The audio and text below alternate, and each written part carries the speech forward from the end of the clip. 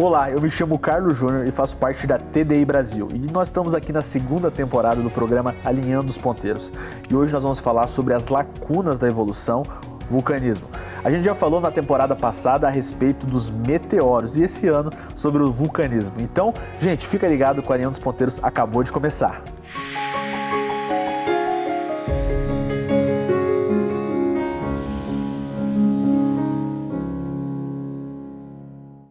Toda teoria que não está conseguindo explicar alguma coisa costuma fazer o quê? Buscar argumento que às vezes nem faz sentido, mas só para tapar buraco. Na verdade, inventar argumento, né? Porque, na verdade, é uma falácia os argumentos que eles usam, que não tem nenhum dado científico comprovado, na realidade. É só uma forma de explicar o inexplicável, né? Uma tentativa falha e falaciosa. Ou ajustar uma teoria que já é falida, né? Como é que você justifica algo tão surpreendente como é a vida e o universo sem ter um designer por trás que organize as coisas? Então, eles tentam fazer o quê? Jogar meteoro. Ah, como é que chegou a água aqui? Através de meteoro.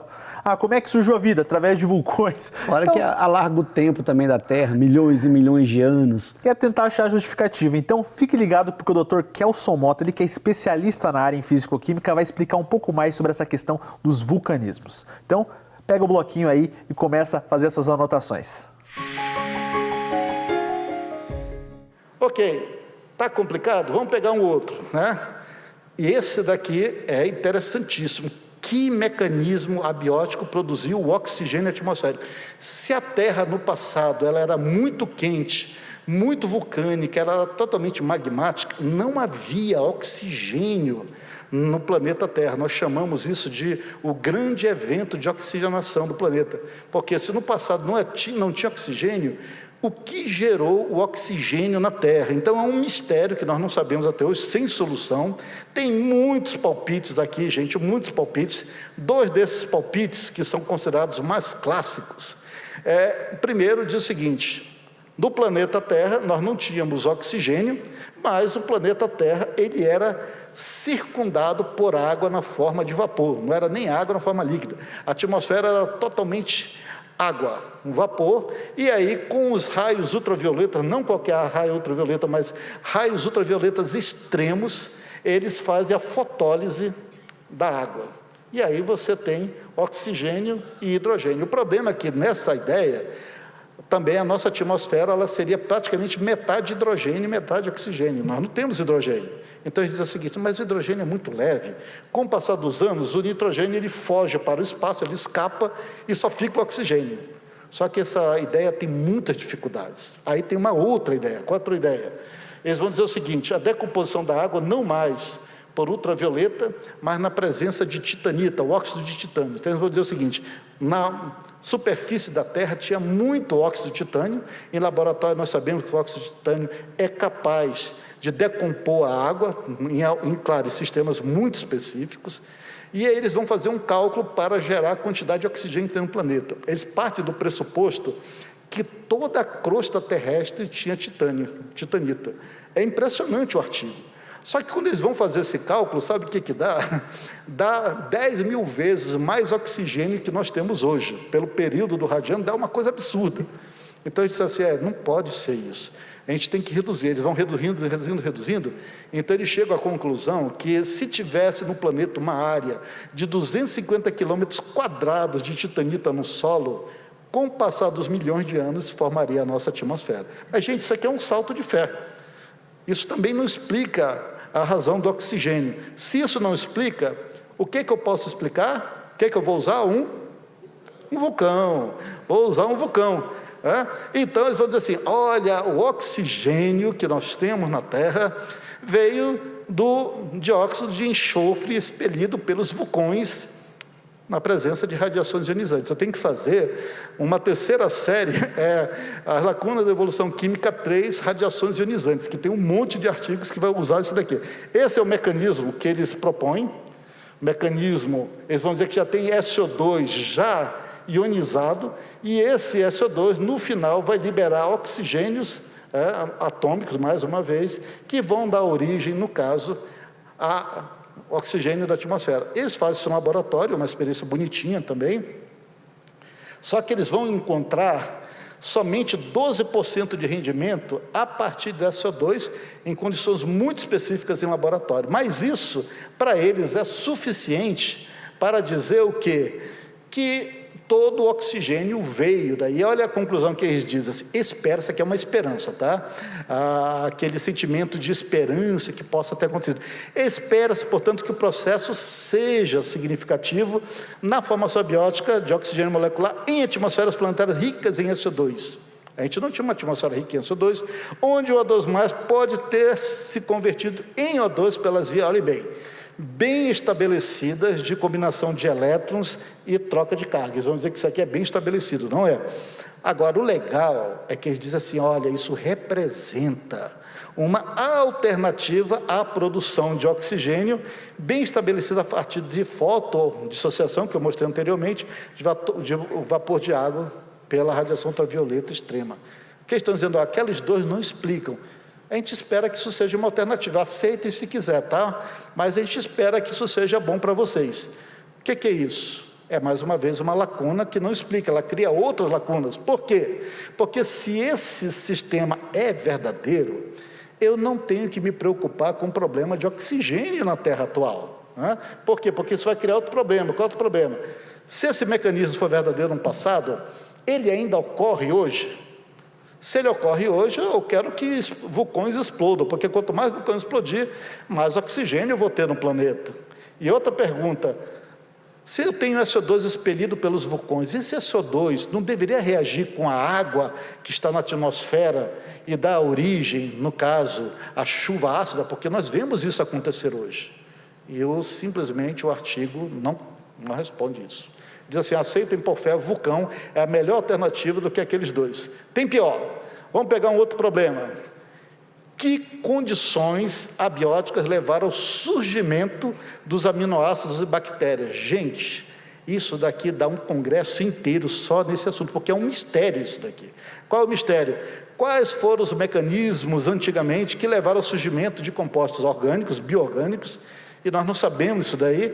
Esses compostos, eles eram cruciais para o surgimento das primeiras formas de vida, das bactérias. Aí nós temos um problema lá na biologia, que eles vão dizer o seguinte, as primeiras formas de vida, ou elas eram autotróficas, ou elas eram heterotróficas. Nas autotróficas é o seguinte, os primeiros seres que surgiram eram bactérias, e essas bactérias, elas eram capazes de produzir sua própria comida. Elas conseguiam produzir o seu próprio composto orgânico e se alimentavam desses compostos orgânicos por quimiossíntese. A hipótese heterotrófica disse, não. Essas bactérias, elas tinham que ter o quê? Alimento já pronto, formado na terra, para que elas passassem a existir. Só que tanto uma quanto outra, essas bactérias existem. E esse é o problema, porque as bactérias autotróficas, a ideia é que no passado elas foram criadas e elas produziam o seu próprio alimento. Né? Então essas bactérias, elas podem de fato gerar energia nesse processo de quimiossíntese. Gente, tem vários tipos de bactérias autotróficas. Né? Aqui vocês estão vendo uma nutrosomona, que ela é uma das responsáveis pela fixação do oxigênio, do nitrogênio no solo. A questão que fica assim, qual é o lugar do planeta onde mais tem, hoje em dia, essas bactérias autotróficas? Aí, o principal berçário dessas bactérias hoje em dia é justamente o quê? As fontes hidrotermais. Isso gerou uma ideia espetacular para a criação da vida. Então, como é que eu resolvo esse problema? Primeiro, vulcanismo submarino. Fontes hidrotermais eram fontes de energia química que deram origem a esses primeiros compostos que levaram ao aparecimento das primeiras bactérias. Então, essas fontes submarinas são pequenos vulcões ou fumarolas. Eles liberam uma quantidade grande, ou no caso de compostos de enxofre, alguns compostos com metais, ou se for do caso de fumarolas brancas, compostos basicamente básicos, e eles permitem, de fato, hoje em dia, que entre os poros dessas fumarolas haja uma série de reações. Então, eles vão dizer o seguinte, essas reações, no passado, deram origem aos compostos fundamentais que levaram aos aminoácidos. E foi aí, com esses aminoácidos, não sei de onde já apareceu açúcar na jogada, nitrogênio, deu origem aos aminoácidos que já praticamente levaram às bactérias. Tá? Ok, você pode aceitar isso daí. E ele diz que esse é o mecanismo que gerou. Muito bem. Então, solução 1 seria as fontes hidrotermais. Solução 2, é ali que se formam os aminoácidos. E aqui, esse grupo que vocês estão vendo aqui, ó, eles fizeram uma experiência em laboratório para provar que as fontes hidrotermais geram aminoácidos. O que eles fizeram? Eles pegaram um sistema de incubação, olhem bem, eles colocaram sulfeto de sódio, colocaram sulfeto de sódio e metila, a KCN, CO em 75 bar, e eles geraram esse sistema que estão aí. Esse material que eles colocaram, gente, não é algo aleatório, ele tem um propósito, é intencional, porque aqui eles colocaram um facilitador de carbono, eles colocaram várias fontes de carbono diferentes, principalmente CO, 75 bar de CO, colocaram um tampão absurdamente grande, o pH de 12 a 12,8, altamente alcalino. Por que eles colocaram isso?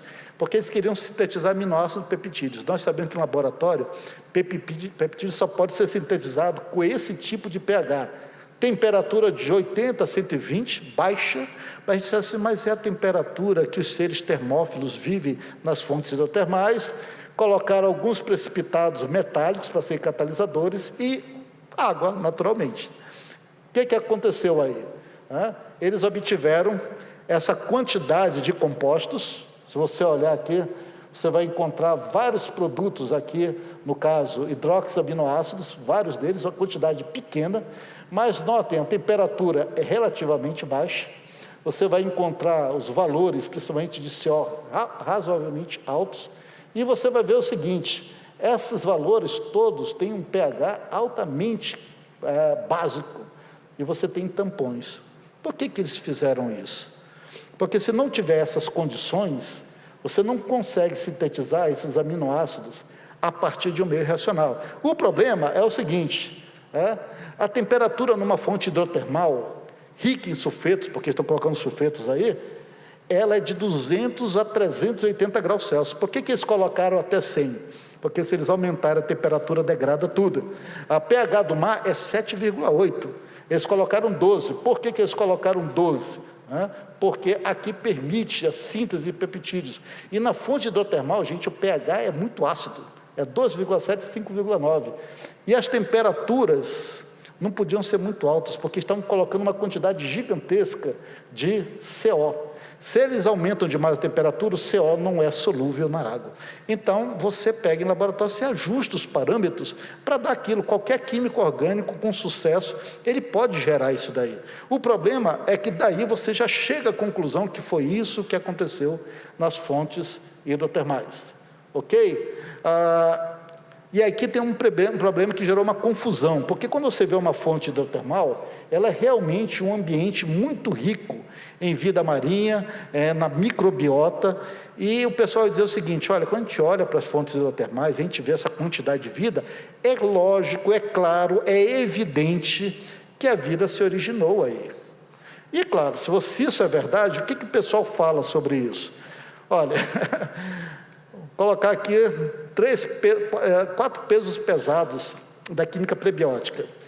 Sutherland, ele vai dizer o seguinte, a ideia de que a vida se originou nas fontes hidrotermais deve, como as próprias fontes, permanecer enterradas no fundo do oceano.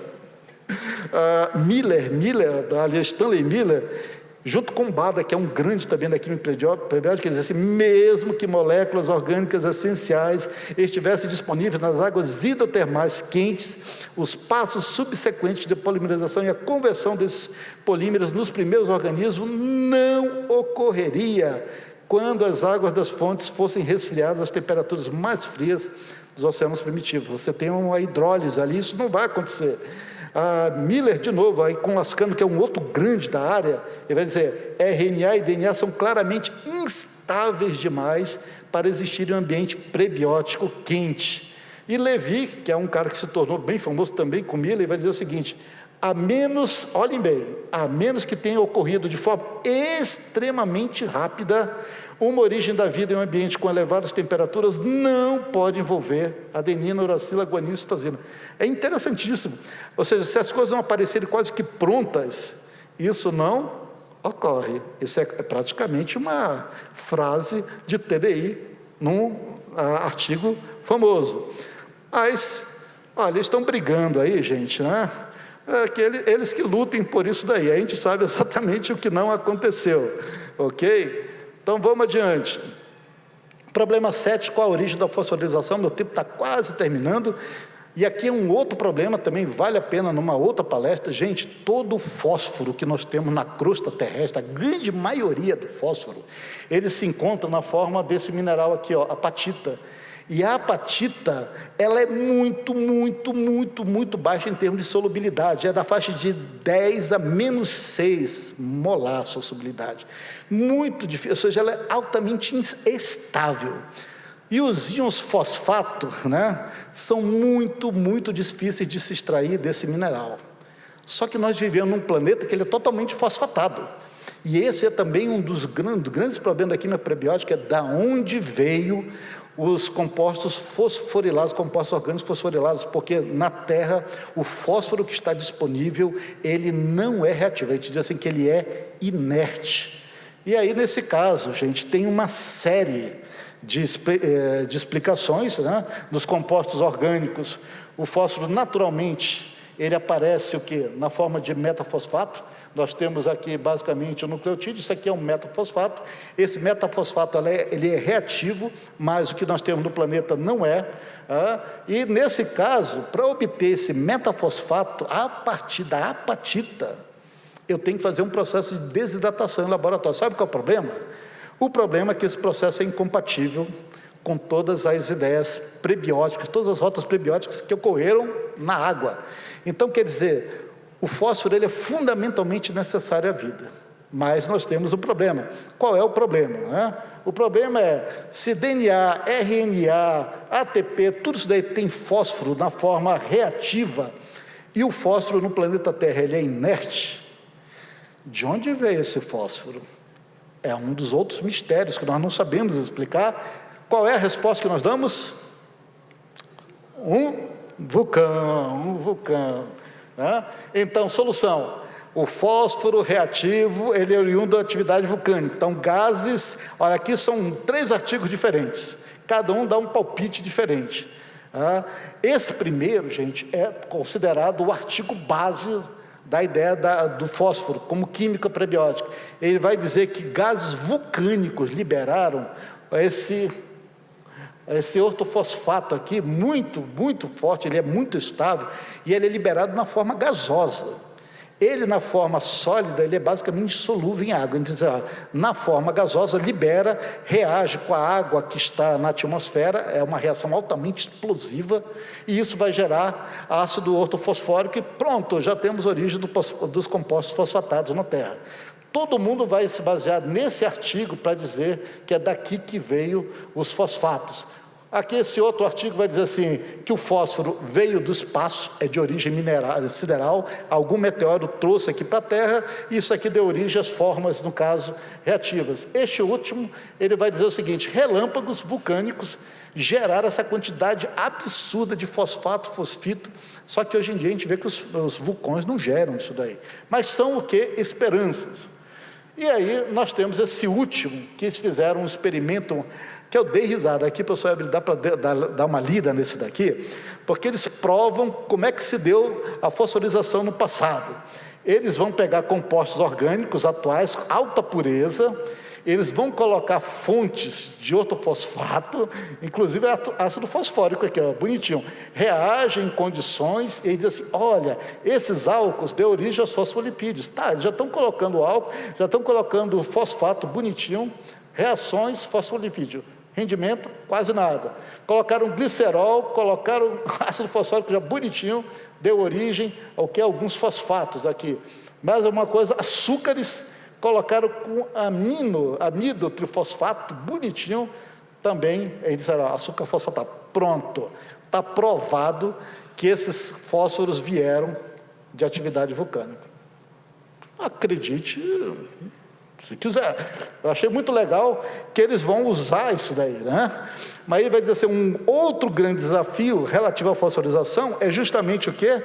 Que a liberação é extremamente baixa. O fosfato tende a ficar inerte.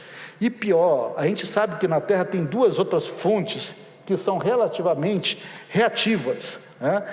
No caso, a estruvita é uma das fontes reativas de fósforo, mas, gente, ela é tão pouca, a quantidade é tão pequena, que para eu gerar, eu teria que ter uma quantidade gigantesca nos mares de amônia e magnésio. Então, quer dizer, a gente não sabe de onde vem. Você tem que aceitar por fé que esses compostos já existiam nessas condições para liberar esses compostos fosfatados.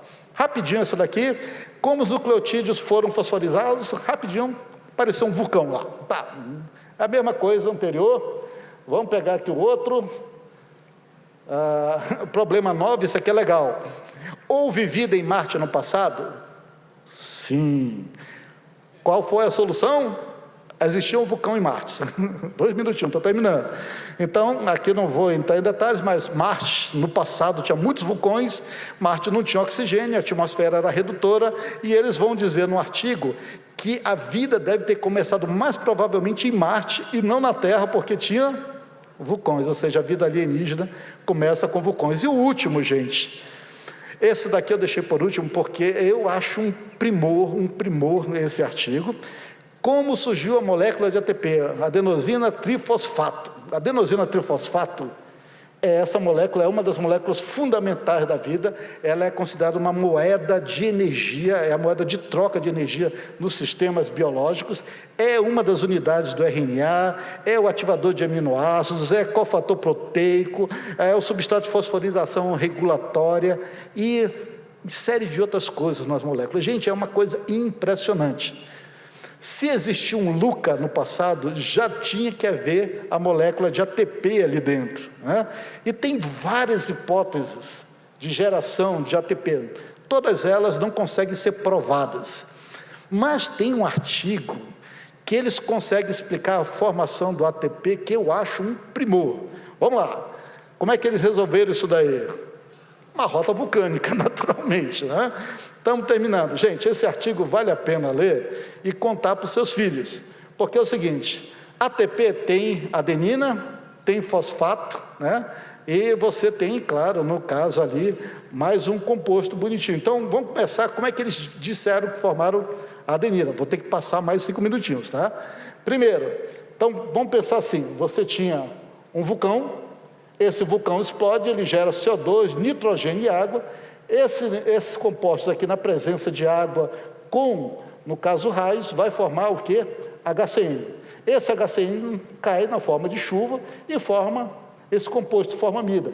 Esse composto ele vai se juntar em pequenas lagoas no decorrer aqui da queda desse vulcão, e diz assim, a jusante, muito legal no artigo. Bem, quando eles formam isso daqui, o que acontece? Essas fontes, essas poças, têm calor magmático. E esse calor magmático, ele vai, e aí eles não explicam, vai ter um resfriamento. Esse resfriamento, vamos dizer que é um resfriamento propício, e vai ter condições propícias, e não se sabe como, forma o quê? Adenina, com o tempo. Então, isso é legal, né?